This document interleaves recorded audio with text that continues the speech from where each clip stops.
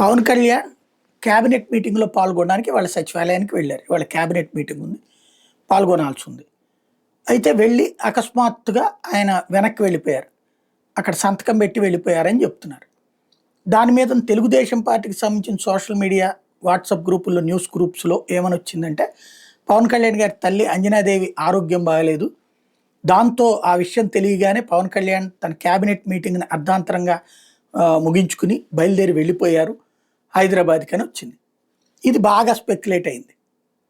దాంతో జనసేన శ్రేణులు ఆందోళన చెందుతా వాళ్ళ నాయకులను అడిగేటప్పటికి, ఆ నాయకులు అగ్రనాయకులను అడిగేటప్పటికి ఒత్తిడి వచ్చింది. నాగబాబు రంగంలోకి దిగి అట్లాంటిది ఏమీ లేదు, తప్పుడు ప్రచారం చేస్తున్నారు, తప్పుడు సమాచారం ఇస్తున్నారు, అమ్మ ఆరోగ్యానికి ఏమాత్రం డోకా లేదు అని చెప్పారు.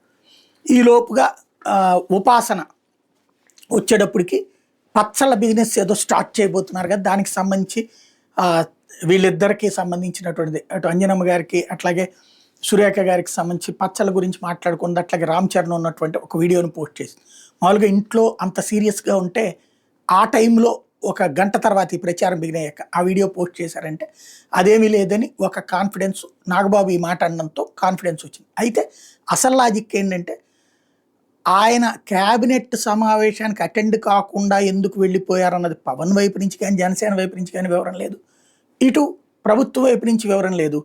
దాన్ని ఎవరన్నా ఏలెత్తి చూపెట్టకుండా ఈ స్టేట్మెంట్ ద్వారా కొత్త వైపుకి తీసుకెళ్లారు చర్చ.